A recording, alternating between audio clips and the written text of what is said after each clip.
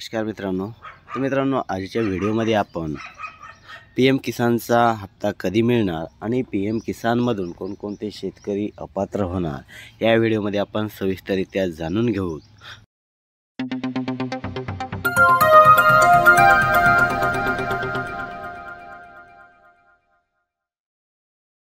तर मित्रांनो, तुम्हाला तर माहीतच आहे, कुटुंबातील इतर सदस्यांचा पत्ता कट होणार हे न्यूजपेपरमध्ये आलेलं आहे. अगोदर जे आहे तर एकाच कुटुंबातील शेतकरी, मग ते वडील असेल, भाऊ असेल, बहीण असेल किंवा पत्नी असेल, या सर्वांना प्रत्येकी 6,000 हजार रुपये अशा पद्धतीनं 24,000 रुपयाचा प्रत्येकी लाभ होत आहे. पण आता शासनाने यामध्ये एक नियम लागू केलेला आहे आणि कुटुंबातील कोणतेही व्यक्ती, कुटुंबात जर 4 व्यक्तीच्या नावानं 7/12 असेल तर आता कुटुंबातील फक्त एकाच व्यक्तींना या PM किसानचा हप्ता मिळणार आहे, असं त्यांनी अट घातलेली आहे. फक्त 6,000 एकाच, म्हणजे बाकीचे 3 जे आहेत शेतकरी, त्यांना आता हे लाभ मिळणार नाही अशा पद्धतीनं सांगण्यात येत आहे. ते तुम्ही थोडक्यात बघून घेऊ. हे आहे थोडा यवतमाळचा डाटा दिलेला आहे. PM किसान योजनेसाठी केंद्र सरकारने नवे नियमावली लागू केलेली आहे.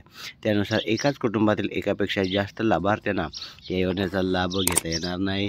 या ठिकाणी एकापेक्षा जास्त कुटुंबातील व्यक्तींना लाभ घेता येणार नाही अशा पद्धतीनं सांगण्यात येत आहे. जसं की पती असेल, पत्नी असेल आणि मुले यांचे आधार कार्डनं ते PM किसानचा जो शेतकरी लाभ घेतो त्याच्या अकाउंटला जोडणं अनिवार्य केलेले आहे.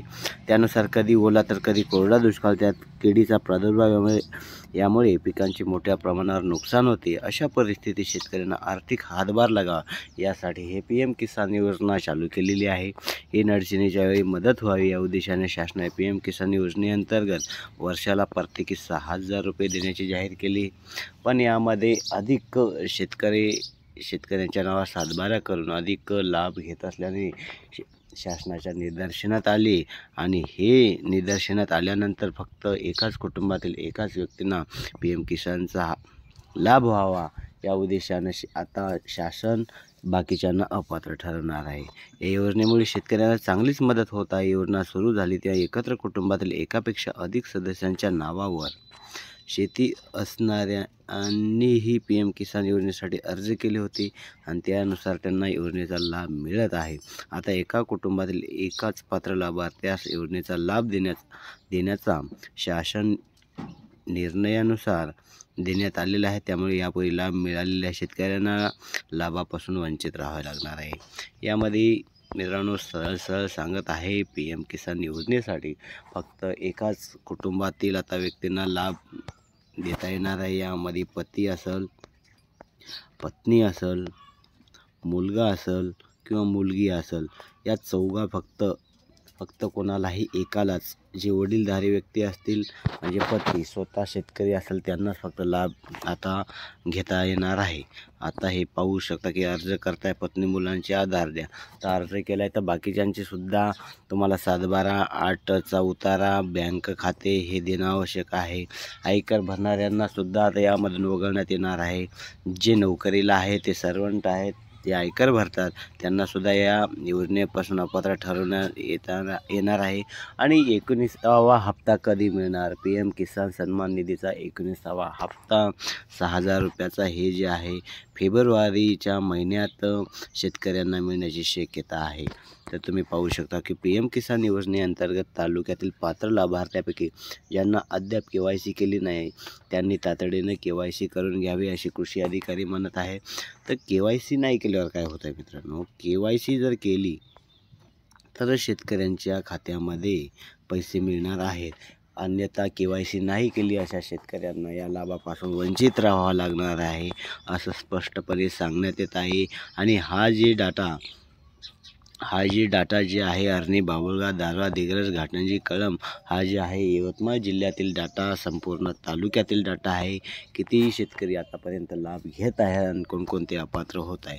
तुम्ही पाहू शकता की अपात्र लाभार्थ्यांना योजनेतून वगळणार तर एकाच कुटुंबातील पती, पत्नी, मुलगा, मुलगी लाभ घेत असल्यास तर एकालाच यापुढे PM किसान योजनेचा लाभ घेता येणार आहे. तर यामुळे काय होणार आहे, ज्या ठिकाणी उदाहरणार्थ एका जिल्ह्याची तुम्ही लोकसंख्या उदाहरणार्थ धरा 15 लाख आहे उदाहरणार्थ, तर त्यामधून फक्त बाकीचे एका कुटुंबातील 4 जर व्यक्ती असतील तर फक्त एकालाच लाभ घेता येणार नाही. म्हणजे सरळ 3 जे शेतकरी आहेत त्यांना यामधून अपात्र ठरवणार आहेत. म्हणजे मुलगा, पती पत्नी असं 3 कोणालाही फक्त एकाला ज्येष्ठांनाच यामध्ये या योजनेचा लाभ भेटणार आहे. बाकीच्या 3 जे आहेत यामध्ये कट होणार आहेत. म्हणून अशा पद्धतीनं जर 15 लाख असतील तर त्यामध्ये अशा पद्धतीने 3-4 लाखच उरतील फक्त, मग बाकीचे कट होतील. मग KYC का करावे लागते? KYC केल्यानंतरच जो हप्ता आहे आपला PM किसानचा त्यामध्ये जमा होणार आहे.